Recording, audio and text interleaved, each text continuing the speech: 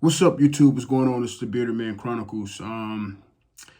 Man, let's talk about this verdict that just came in. Let's talk about it, y'all. Let's talk.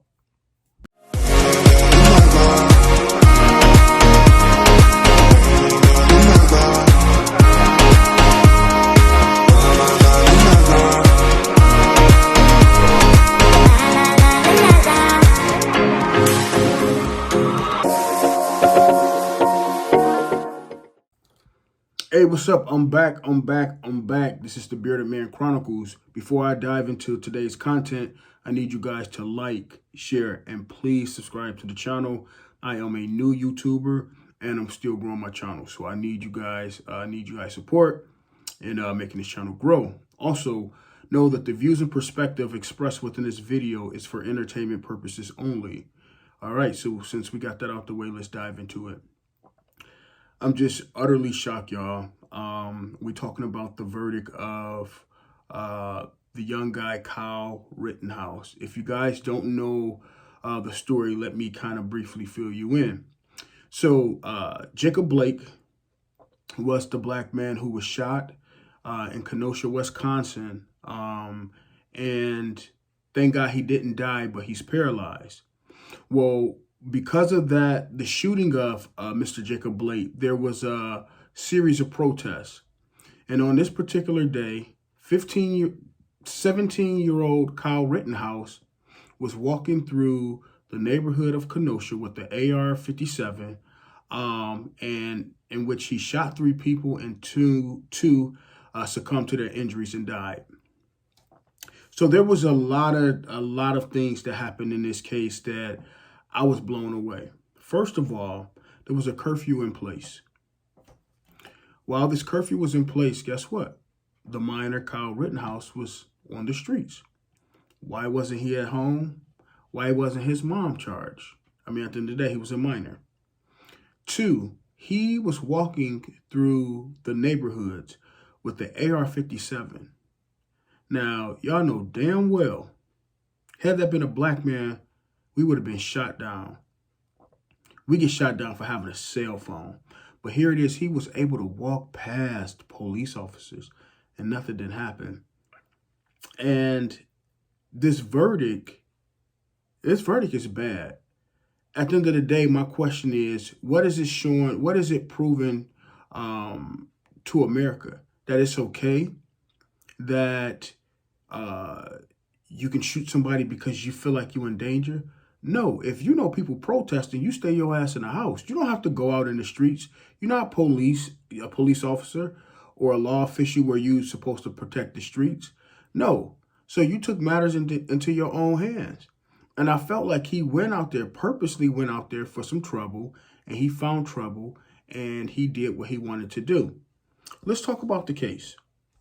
So in this case, the judge that was presiding over this case is, let me make sure I get his name correct, Bruce Schroeder.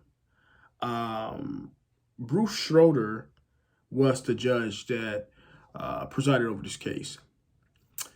And from the beginning, the judge was very, very, very, very biased. Case in point, I've never watched a public case on TV where the judge just outright, every time prosecution did something, he chastised prosecutor. Every question he asked the defendant, Rittenhouse, he was scolded. Everything he did, he was told he could not do.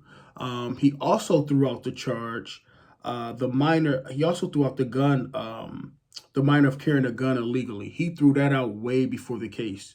And it's like, even if he was found convicted, I mean, not guilty on the other charge, that charge is a case that he probably would have been found guilty on, was thrown out. As you guys know, I think the lead prosecutor, Thomas Bingle, I think he did pretty good considering of what he had. I mean, he was basically, everything he did, the judge shot down. He couldn't do this, he couldn't do that. And so my question to you guys in comment, what would this teach people? What would this tell other people? That when we have a riot, that it's okay to shoot people? Is that what we're telling people? And I just really feel at this point, we are so divided as a people, as a nation. Our judicial system is whack. Our judicial legislation and judicial system is not for us. It's horrible. It's you got two people that was murdered, cold-blooded. They wasn't out doing anything. They saw a guy with a gun or whatever, and they was trying to stop him or whatever they was doing. And whatever they did, does that make you take somebody's life? I'm just flabbergasted that this young man was able to walk through the neighborhoods with an AR-57. It was so many police out there that day. Nobody stopped him. Nobody detained this young man. He was just free to roam through the streets of Kenosha. And the guy, and he also wasn't from there. He didn't know nothing about Kenosha. He was from other cities. You know, he didn't know anything about Kenosha. But the fact that this young man, 17-year-old minor, can walk through a neighborhood with a shotgun, an AR-57, and here it is, we can't walk through the neighborhood with a phone, and his life can be spared and our can't. What does that tell you? What does that tell you? Also, too, the judge was very controversial. He even made some racist statements.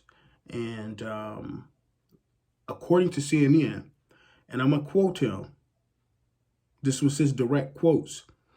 He said, pertaining to his lunch, I guess he was ordering lunch, and he said he hoped the Asian food isn't on one of these boats in Long Beach, in the Long Beach harbor. It's pretty racist. Unprofessional coming from a judge. However, he's one of the longest running judges in the state of Wisconsin. I believe he's 75 years of age.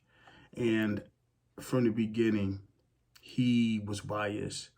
Kyle Rittenhouse got on the stand, which was a good tactic that he did. He just broke down, and one point he had anxiety attack, and that was to persuade the jurors. And they did just that because he was found not guilty on all charges. So my YouTube friends and family, let's talk about this. Leave a comment. Let me know what you guys feel about this. Give me your opinion, your perspective. Until next time, take care. Remember, guys, be safe. And I appreciate you guys for watching this video. Peace.